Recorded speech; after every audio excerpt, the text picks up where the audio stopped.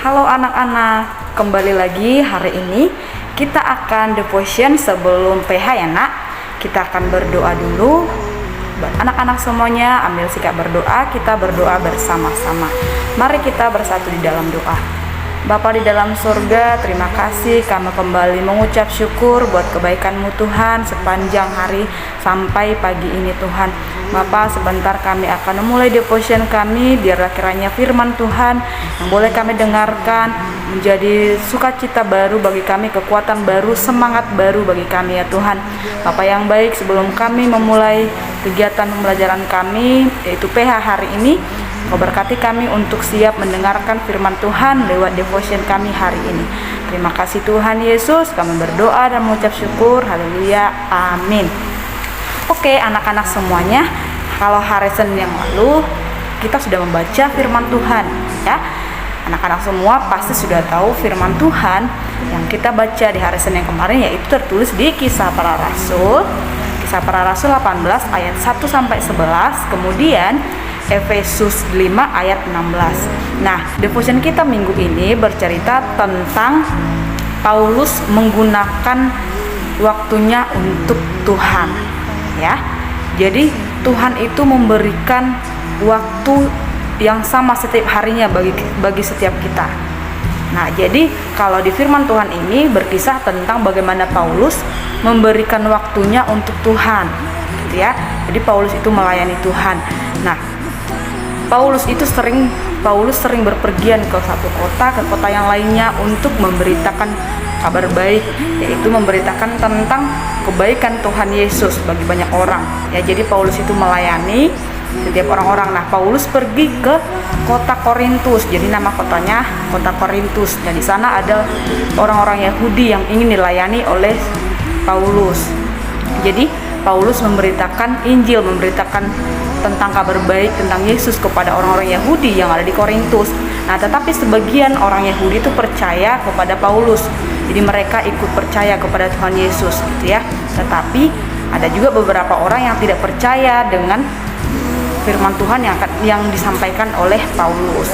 Nah, ketika Paulus pergi ke kota Korintus, dia bertemu dua orang. Yang pertama yang namanya itu ada Aquila dan Priscilla. Jadi mereka ini suami istri gitu ya.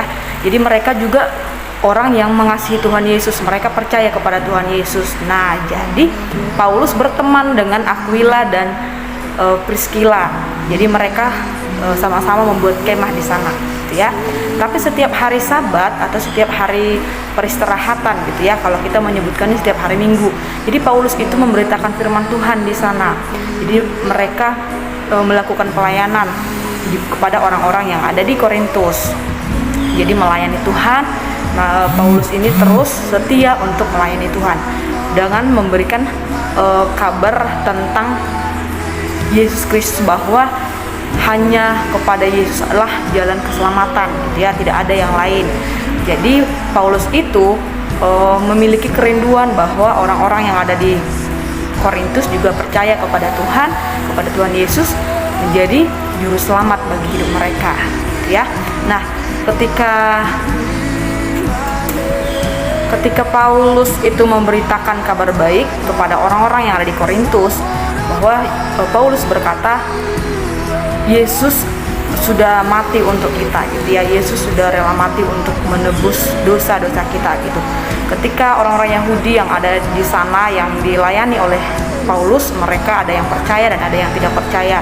Nah, ketika Paulus sudah merasa dia tidak sanggup, tapi suatu malam dia bermimpi tentang Tuhan Yesus. Yesus datang ke mimpinya Paulus gitu ya. Tapi di sana Paulus itu mendengarkan bahwa Yesus berkata, Paulus, engkau jangan takut, aku akan menyertai engkau gitu ya. Jangan menyerah, aku akan selalu bersamamu.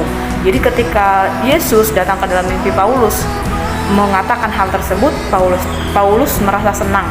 Jadi dia senang ketika Yesus ingin menyertainya sampai kapanpun gitu ya.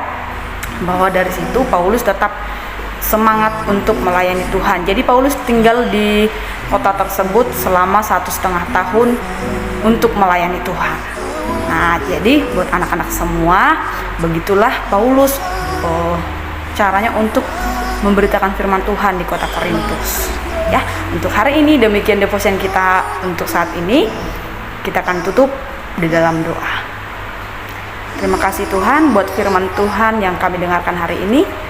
Biarlah Tuhan Yesus melalui firman-Mu kami terus mengenal Engkau lewat pemberitaan firman Tuhan. Terima kasih Tuhan Yesus. Sebentar juga kami akan memulai PH kami serahkan dalam tangan Tuhan. Hanya dalam nama Tuhan Yesus kami berdoa dan mengucap syukur. Amin. Bye-bye.